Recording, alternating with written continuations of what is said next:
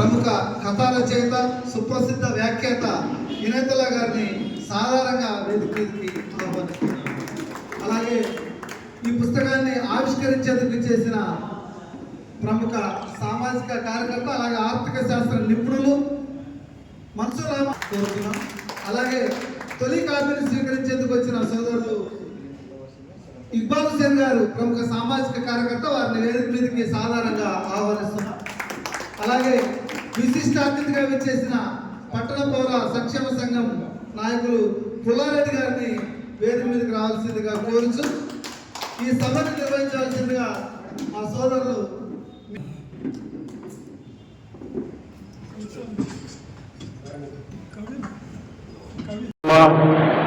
మతమంటే బాంబులతో దాడి చేసి చావడమా, మతమంటే కలిసి ఉన్న ప్రజలను వదిలేయడమా, మతమంటే కలిసి ఉన్న ప్రజలను విడదీయుడమా, అధికారం పొందేందుకు అరాచకలు మొదలెడితే దేశమంత శవాల గుట్టలమవుతుంది, దేశమంత శవాల గుట్టలమయమవుతుంది. ముంచుకొస్తున్నది మతోన్మాద గండం, ముందుకొచ్చి ఆపండి అందరికీ దండం. ముంచుకొస్తున్నది మతోన్మాద గండం,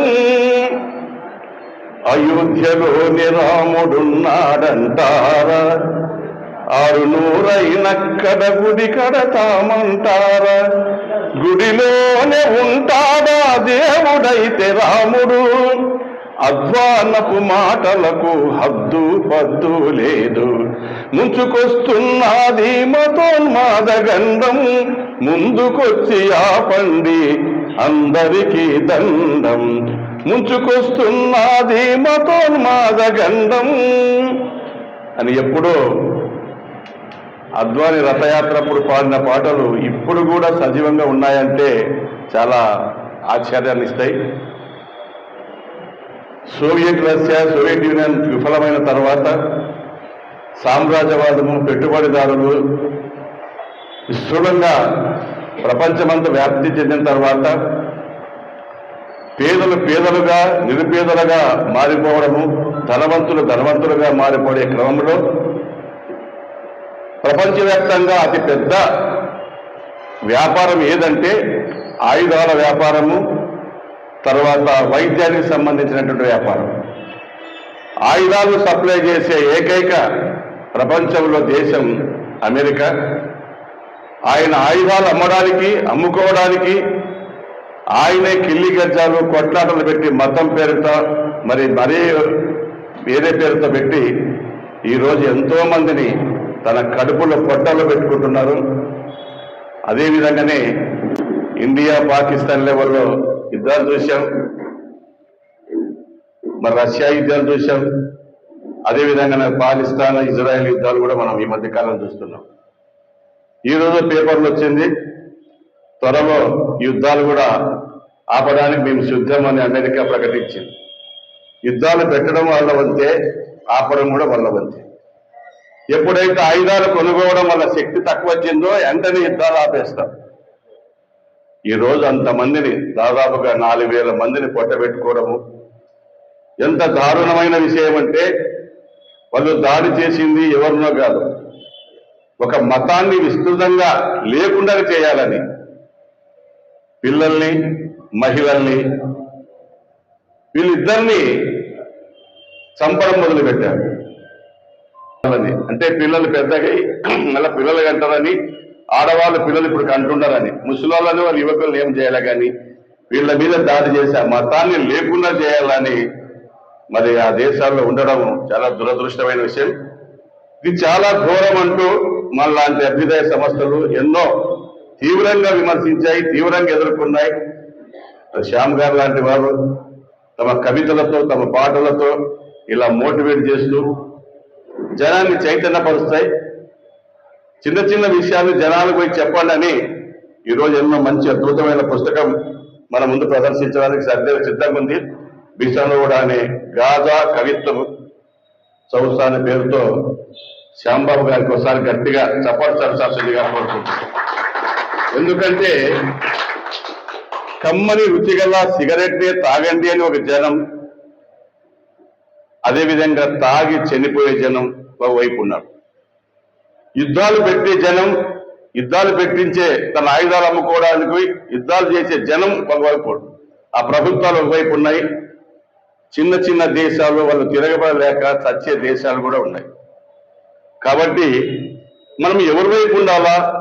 ఒక కవి కానీ, ఒక పాటగాడు కానీ, ఒక ఆటగాడు కానీ, ఒక మనిషి కానీ, ఒక మానవత్వం ఉన్న మనిషి ఎవరి వైపు ఉండాలా అనుకున్నప్పుడు డెఫినెట్ గా ఈ వైపు ఉండాలని మరి ఆ వైపు కవిత్వాలు రాసినటువంటి శ్యామ్ గారికి మరోసారి ధన్యవాదాలు చేసుకుంటూ, నాకు ఒక చిన్న గజల్ మతుకొస్తుంది, ఆ గజల్ పాడి తర్వాత మీకు స్టార్ట్ చేద్దాం. ఈరోజు అమెరికా యొక్క వ్యాపార ధోరణిలో ప్రపంచమంతా విస్తృతంగా వ్యాపించాయి. పైసా విలువ చేయనటువంటి, ఒక్క పైసా కూడా విలువ లేనటువంటి కోకో కోలా, తర్వాత థమ్సప్లు, ఇవన్నీ కూడా అమెరికా కంపెనీవి. దాంట్లో యాసిడ్ ఉంటుంది, సాక్రిన్ ఉంటుంది. దాన్ని కొలిస్తే దాని యొక్క విలువ ఎంత అంటే పావుల, మనకి దాదాపుగా 15 రూపాయలకు అమ్ముతున్నారు. అది మరి ఏదో పెద్ద సంస్కృతిగా భావించి మా ఊరు ఎప్పుడు థమ్సప్పే తాగుతారనే ఫీలింగ్లో ఉంటాడు. పావుల విలువ చేసే పదార్థాన్ని మనకు 15 రూపాయలు అమ్ముతున్నాడు. 6 రూపాయలు ఆ ప్రజెంట్ చేసిన వాళ్ళకి, మహేష్ బాబుకి, చిరంజీవి లాంటి వాళ్ళకి ప్రచారం చేయాలి కదా, నమ్మి మనకి అమ్ముతూ ఉంటాడు. మరి వాళ్ళని ఆపడానికి మనకు శక్తి లేదు. కానీ మన లాంటి కవులకు, గాయకులకు, మాట్లాడే వాళ్ళకి ఇదే దాన్ని తాగొద్దని చెప్పే హక్కు, దాన్ని నిరూపించే హక్కు ఉంది. ఈ విధంగానే ఒక సంస్థ 105 మంది సైంటిస్టులతో థమ్సప్ లో ఏమీ లేదని నిరూపించండి, నేను యాడ్ మానేస్తాను అన్నాడు చిరంజీవి. 118 మంది సైంటిస్టులతో దీంట్లో పైసా విలువ కూడా చేయనటువంటి పదార్థం ఉంది, పైగా అనారోగ్యాన్ని చేకూర్చే పదార్థం ఉంది. HCl అని యాసిడ్ ఉంది, అది అనారోగ్యాన్ని చేకూరుస్తుంది. కాబట్టి అని చెప్తే ఆ చిరంజీవి మంచి యాక్టర్ కాబట్టి మానుకున్నాడు యాడు. మళ్ళీ వెంటనే కొడుకు పట్టించినాడు, అది వేరే సంగతి. ఆయన మాత్రం మానుకున్నాడు.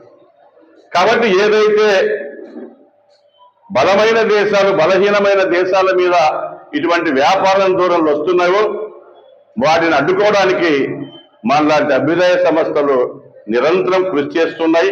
కృషి చేయాలని, పెద్ద ఎత్తున కృషి చేయాలని మనస్ఫూర్తిగా కోరుకుంటూ, ఎవరి వైపు ఉంటామని రెంటాల వెంకటేశ్వర మంచి గజల్ రాశాడు, అది పాడి వినిపిస్తా. చరణం బాగుంటే మీరు చప్పట్లు కొట్టండి. ఓకే, మీరు అంగీకరించినట్టు.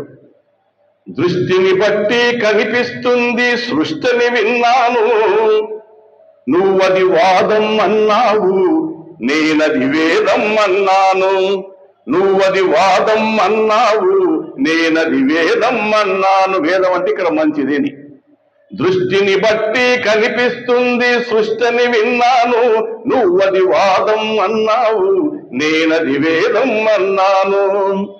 సంత నడుమ ఒక జోల పట్టి పసి గొంతు మ్రోగుతుంటే, సంత నడుమ ఒక జోల పట్టి పసి గొంతు మ్రోగుతుంటే, నువ్వది గేయం అన్నావు, నువ్వది గేయం అన్నావు, నేనది గాయం అన్నాను. నువ్వది గేయం అన్నావు, నేనది గాయం అన్నాను.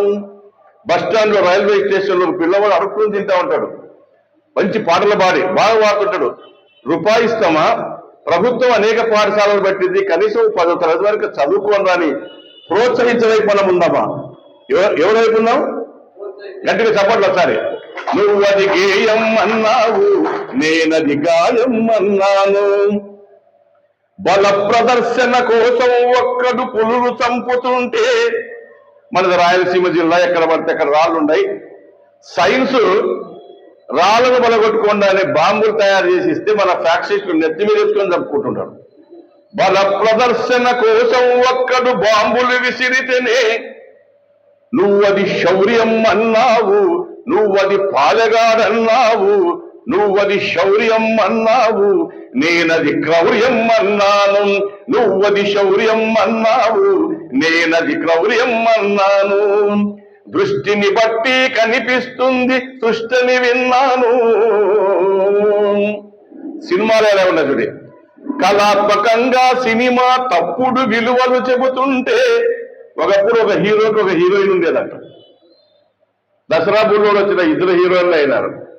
లేటెస్ట్ న్యూస్ ఏమిటంటే ఆ దసరా బుల్లోడు ఒక హీరోయిన్ ని సంధ్యావందనం వైపు లేకుంటే క్యాన్సర్ వచ్చి చంపి టోటల్గా ఒక హీరోకి ఒక హీరోయిన్ చేశారు. నారీ నారీ నడమ మూరాలు సినిమా వచ్చింది. ఆ బాలకృష్ణ ఇద్దరిని చేసుకుంటానంట.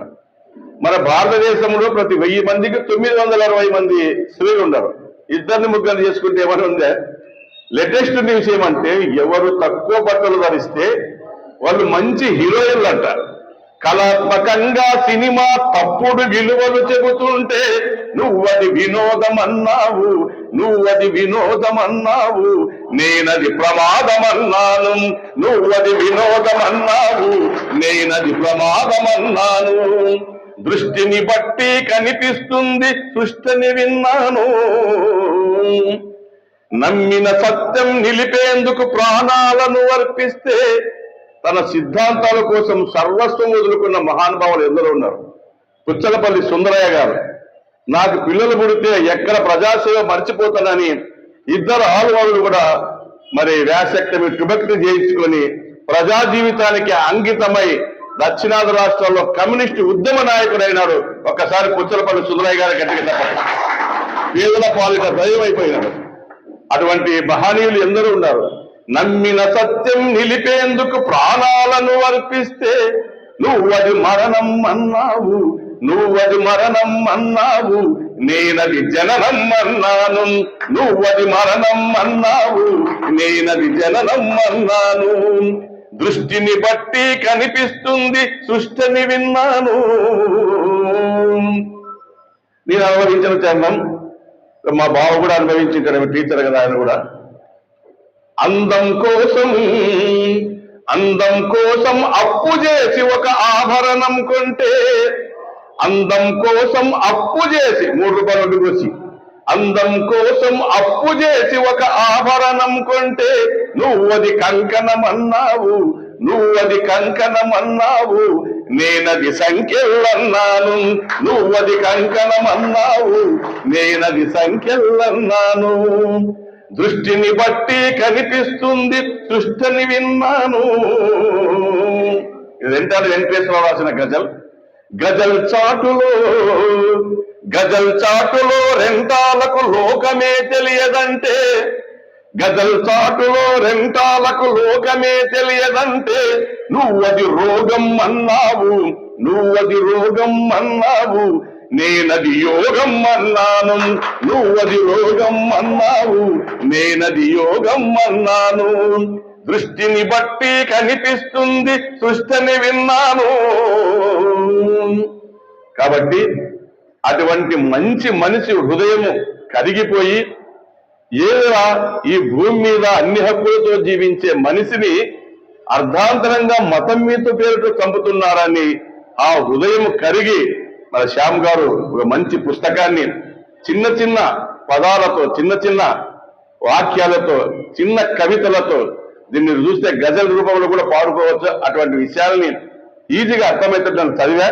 ఈజీ అర్థమయ్యేటట్టుగా రాసిన శ్యామ్ గారికి మరోసారి ధన్యవాదాలు తెలియజేసుకుంటూ, ఇప్పుడు ఇటువంటి పుస్తకాన్ని మనం ఆవిష్కరించవలసిందిగా వేదిక మీద పెద్దలందరినీ నేను ఆహ్వానిస్తున్నాను.